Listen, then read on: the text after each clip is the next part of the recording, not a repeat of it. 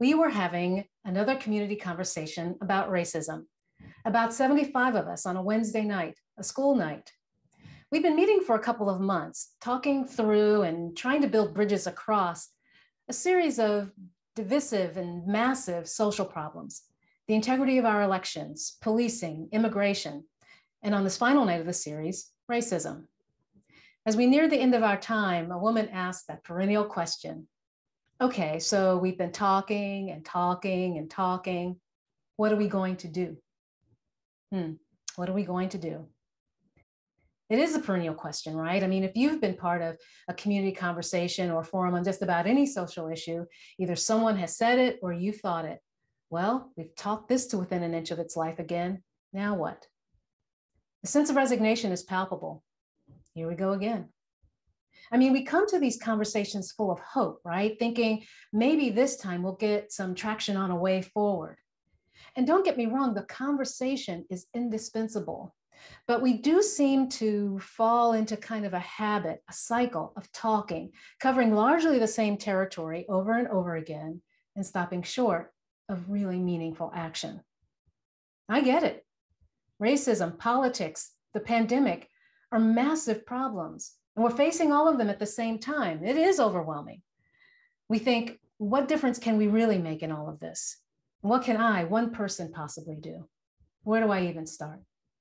Well, we started the conversation full of hope, with a spark of possibility. And there was a note of hope in that woman's question, what are we going to do? Because just maybe we might, in that moment, or in this moment, shift our attention to what we can do to solve these problems. I assure you, we can do something to solve even these massive problems. How do you eat an elephant-sized cake? We're not going to eat any elephants. That's right, one bite at a time. Each of us can start right where we are, and we can take on one piece, just one bite of whatever massive problem we care about. But here's the thing, we don't have to go it alone. I want to impress upon you the power of a self-forming team to change the world. What do I mean? I mean that a group of people who decide to go after a problem together and who do so in a thoughtful and creative way can change the world. We have lots of examples of this, but let's look at the concept of self-forming teams first, which I learned about from the corporate world. You may know them as self-organizing teams, same thing. In the corporate world, self-forming teams are essentially groups of employees who assign themselves to projects by choosing those projects to work on. That is, in contrast to the traditional way of doing project management, where a manager assigns projects to employees, here a manager or employees themselves identify projects that need to be worked on, and the employees organize themselves into teams, choosing projects they're inspired to work on. This approach is a facet of Agile project management, a way to get things done, not only with increased productivity, but also more satisfying results for employees and for customers.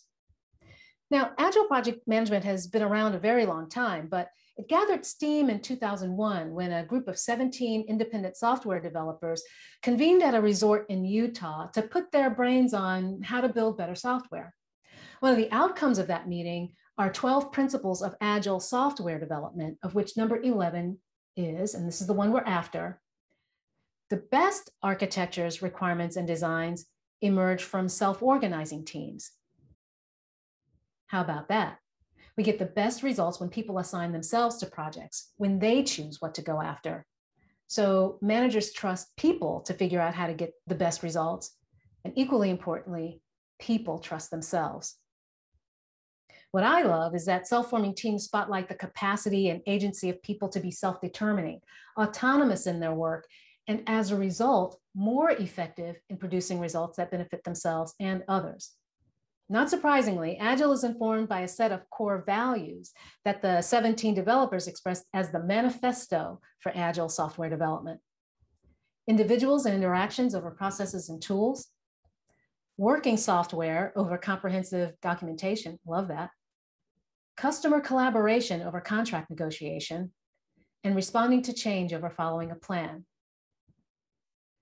Now, here you can really see and maybe even feel that the focus is on valuing people and their ability to interact with each other and with the outcome they're after in a kind of open, creative, and collaborative way.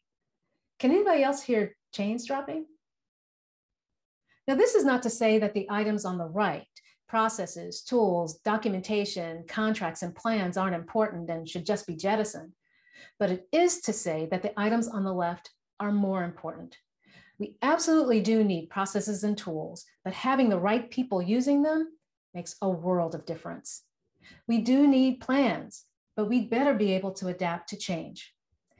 To get something done and done well, get together with the right people, collaborate, keep your eye on the prize, but be ready to adapt to change. But get together and get to work. Now, of course, people have gotten together as self-forming teams long before somebody decided to call it Agile project management, right?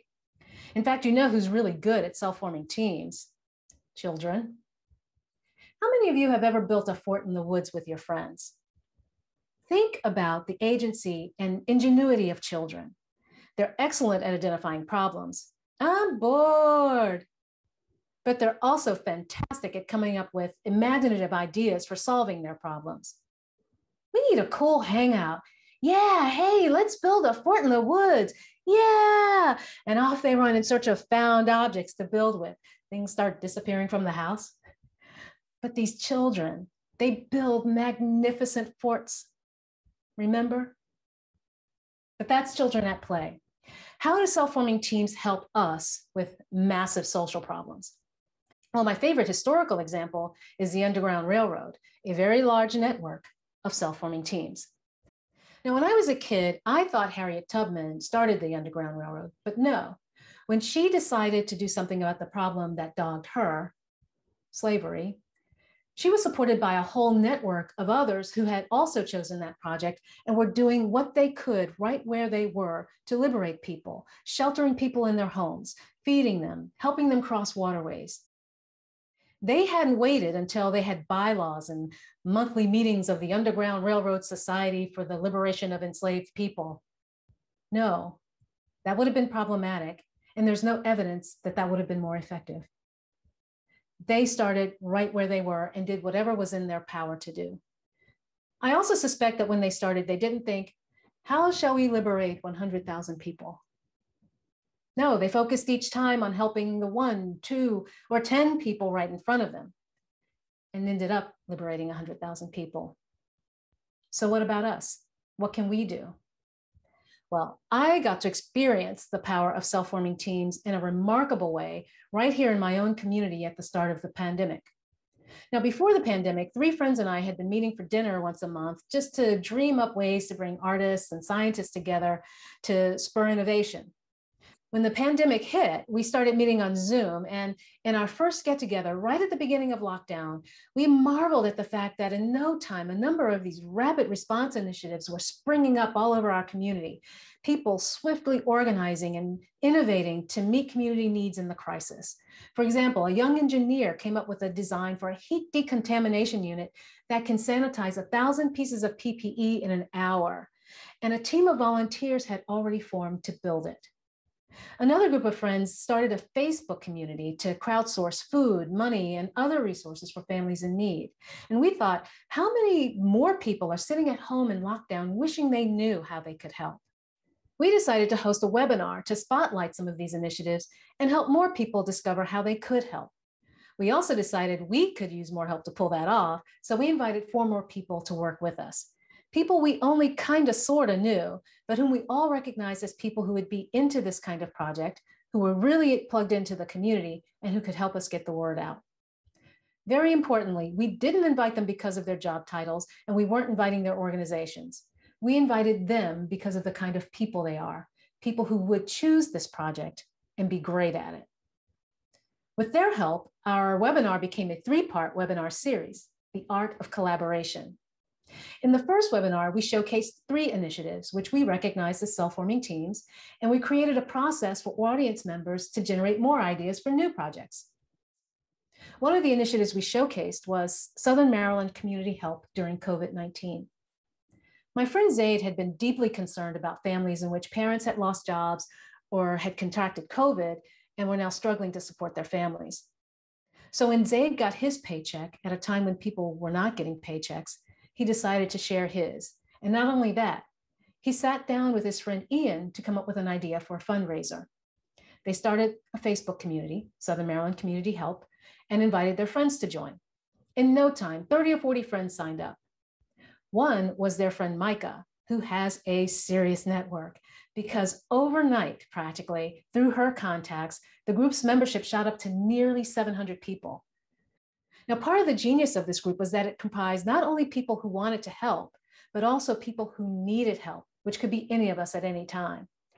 The collaboration I witnessed was breathtaking. People not only donated money, but went grocery shopping for others in a pandemic. And people put care packages together and delivered them to families. And that started with one person who reached out to another. And they all did what was just squarely within their power to do. Our webinar audience was truly blown away, and they formed 6 teams of their own to go to work on economic recovery in Southern Maryland, support for our education systems, activities for youth and teens during lockdown, other kinds of community outreach for families in need, ways to encourage more community collaboration, and ways to spur more innovation. For our second webinar, we offered those 6 teams kind of a masterclass in standing up initiatives as self-forming teams. Then we sent them away for a month to execute their projects. They came back as the stars of webinar 3, reporting on their progress. They were amazing. You can see in this graphic recording of their presentations that they accomplished a lot.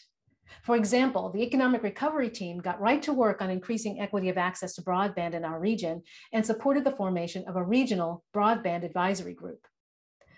Other teams only managed to meet once or twice before pandemic challenges proved overwhelming, but that's okay. They got together and they're now connected to others who are passionate about tackling the same problems they are. And when the time is right, they know they can get to work. Learning about and witnessing the power of self-forming teams has been one of the most gratifying experiences of my life. Seeing someone's eyes light up when they realize they can do something about a problem they care about, and feeling the energy that arises in a team when they devise a strategy to go after a problem, all of that is pure magic. I want all of us to experience the magic of not being at all daunted by the question, what are we going to do? We can all do something, yes, about massive social problems. We can start right where we are, and we don't have to go it alone. So, what about you? What's a massive problem you're concerned about right now? What's one piece of that problem that you can take on one bite with just 1 or 2 others? Maybe people in your neighborhood, in your workplace, at your children's school, or in your own home. All you really need to make a difference is you, but join with 1 or 2 like-minded others and you become unstoppable. It's a piece of cake. So go ahead, please, start a team, get together and get to work, do something, and watch the world around you change.